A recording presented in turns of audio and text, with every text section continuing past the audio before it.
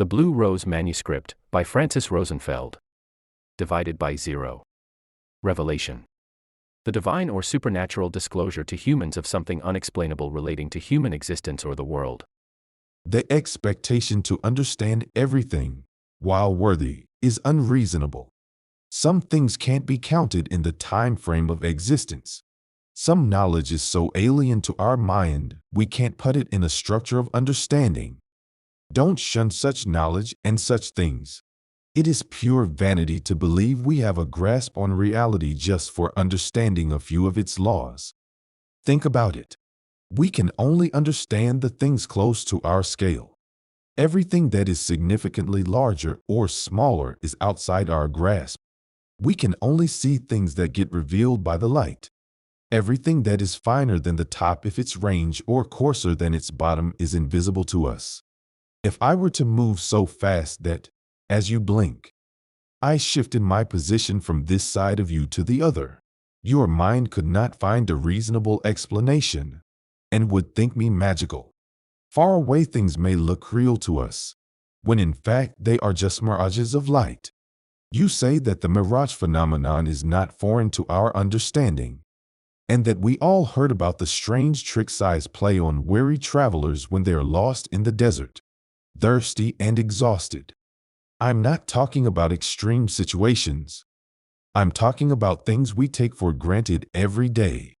If we were to model reality on the things our eyes tell us, we'd all know that every road that goes into the distance narrows down to a single point, that the walkable earth ends at an edge, that the sun is a fiery ball, the size of our heads, which pops up from under the earth in the morning and falls behind that edge I mentioned earlier at night, that, at the approach of winter, all the trees die, that water has a color, which is blue or green, and that if birds can fly, nothing should stop us from doing the same.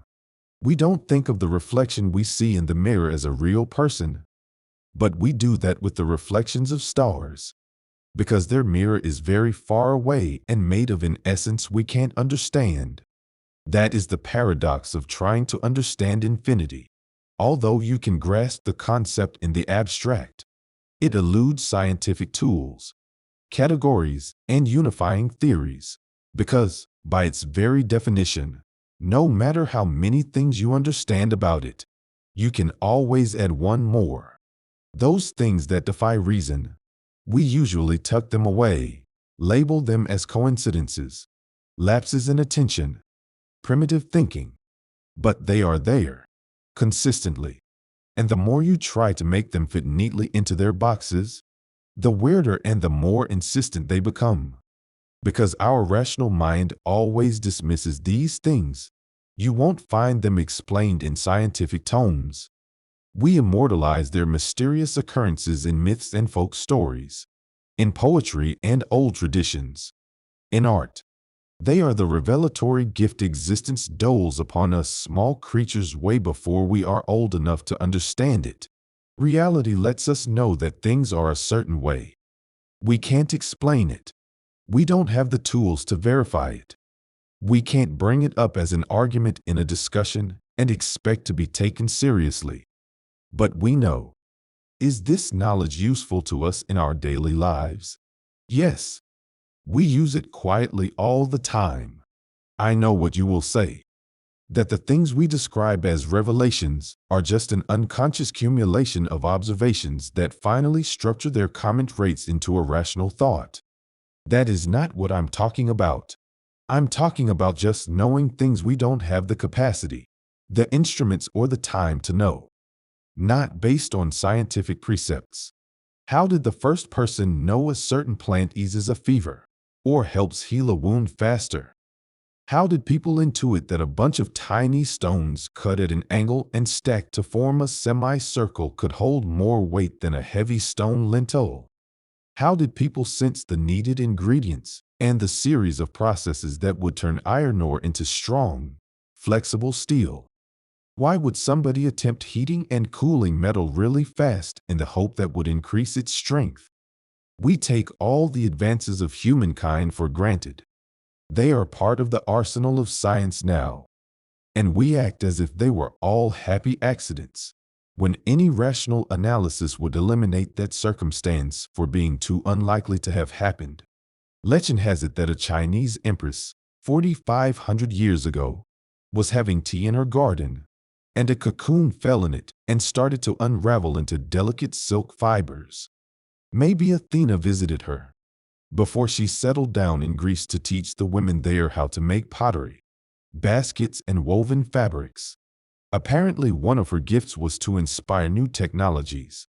She later on traveled to Rome to give people the formula for underwater concrete and color-changing glass, and then headed to Bohemia to whisper in the glassmaker's ears at lead oxide.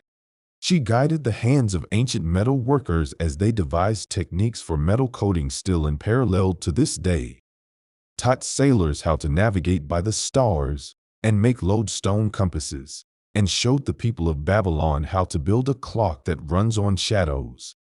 We assume that the color-changing glass the master is referring to is the Lycurgus cup, a 4th century Roman artifact whose dichroic effect, which renders the cup green when lit from the front and rose when lit from behind, is thought to have been achieved by accidental contamination of the mix with gold and silver nanoparticles dispersed in colloidal form throughout the glass. Please allow me a slightly more detailed description of the techniques used in the making of steel, and I will leave the chance and coincidence explanation up to you. People mint a special rock, called iron ore, from the ground. Mix it with 2 other special rocks, limestone and coal, and pour it into a fiery furnace. In the top part of the furnace, the burning of the coal changes the nature of that first special rock, separating it into iron and air.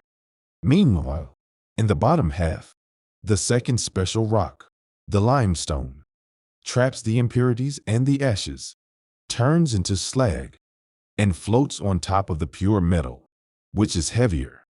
The furnace has a tap at the bottom, through which the molten metal flows out into heavy clay molds. After that, it is mixed with more coal and other metals, allowed to harden, and flatten with a hammer. It is then reheated until it glows, folded, flattened with a hammer, and dipped in cold water, a process repeated several times. And then it is finally heated and cooled again to different temperatures to make it strong but supple. We are not comfortable with the thought of inexplicable bouts of inspiration visiting people. So we attribute the advancement of civilization to an even less explicable string of good luck. Maybe we should give muses their due, at least in a metaphoric sense, if nothing else. I'm not trying to say that these incredible coincidences result from divine mercy doled upon the chosen to better humankind. I'm just allowing for the possibility that humans have more than one way to ratchet up knowledge, and that this second way of thinking, which differs greatly from reason, works in concert with the latter and makes it possible for our species to evolve over thousands of years instead of hundreds of thousands. What is revealed truth? A sense, maybe. The sense that allows us to perceive the intricate workings of being in ways we can't explain, because the explanation would have to fall back upon itself. It would be like trying to explain hearing. Could you describe hearing to an intelligent species that doesn't have this sense? Am I trying to say that we can hear the principles of chemistry, for instance, as displayed in our world? If you want to put it that way, we pull strings from the fabric of existence whenever we notice them just to see where they would lead us. And often we stumble upon interesting and useful things on the way. This is no more of an accident than getting startled by a noise, or feeling happy at the sight of a loved one. We have this way of relating to the world woven into our being, just like we have all the other abilities we take for granted: our senses, our reasoning, our emotions, our capacity to connect. The teen commented, tongue-in-cheek, that maybe this extra sense the master is talking about explains our obsession with trying to unravel the knotted skein of divergent ideas that is this manuscript. You are asking me if I exclude the possibility that this revealed knowledge was directly inspired by the divine. Not at all. I don't know enough about what constitutes divine nature to make that assertion. I don't know what direct communication with it would mean. I don't know if our structures of understanding can relate to it in ways we can describe. It is possible that our very existence is nothing more than a way of communing with the divine, our way of playing in its giant sandbox of matter and thought. Does that open the door for hacks and charlatans to lay their hands on reason and manipulate it for their own interests? Who is to say which revelation is valid and which is made up self-serving nonsense? I am a utilitarian in that respect. If something proves useful, I welcome it. If it doesn't, I discard it. What if I'm wrong about this and everything is just a series of random coincidences and happy accidents? Then we have to congratulate ourselves. Our species is the luckiest and most opportunistic group of beings in the universe. Can I elaborate on the limitations of human perception? We can't try to understand things we don't know exist. And we can't know that those things exist if we don't have the tools to perceive them, or if the range of those tools is so gross it doesn't pick up any of their relevant details. There is also the problem of seeing things wrong. Our senses and reasoning abilities have evolved to simplify and relate events and perceptions to each other, so we can access them fast and use them in context. We complete partly hidden objects. We assume repetitive actions. We ignore extraneous detail. We fall back on what we already know to infer solutions to new problems. Reality doesn't really work that way. Imagine that you live in a projection of reality, and in it, there is something that looks like a circle. That circle can represent many things: a sphere, a flat disk, a cylinder, a weird and twisted shape whose projection falls on a circle, a random set of points, unrelated to each other, whose only connection is that when they cast their shadow on your world, their projections fall on the circle too. You can't make any assumption about what that shape is just from what your senses tell you.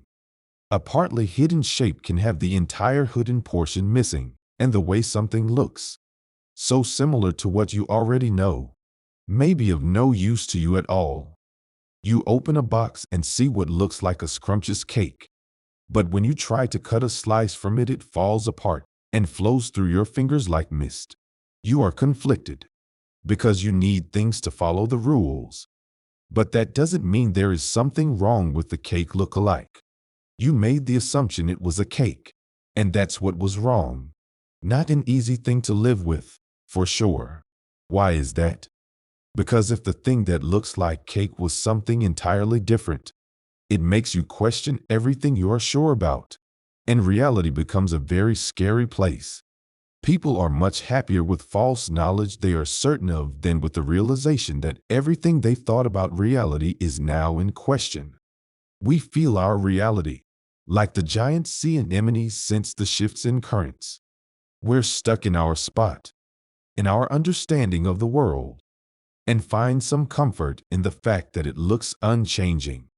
Above and beyond, many things happen. Ships pass on the surface of the ocean. Schools of fish move around the bend. Rip currents run mere feet away. But it isn't important to the sea anemone, as long as none of these things touch it. It can live its whole life without the experience of, let's say, a cosmetic palette, accidentally dropped into the water at just the right moment, falling into its lap. How would a sea anemone relate to the reality of the palette? If that happened, it would assume it was a strange mollusk, an information as misleading as it is useless, but which would allow it to continue living in a familiar world, where every piece has a dedicated sorting box, and where the weird shell is incidental. Anyway, am I suggesting we are better off with false information about the things that don't affect our lives? Unfortunately for us, we're not sea anemones.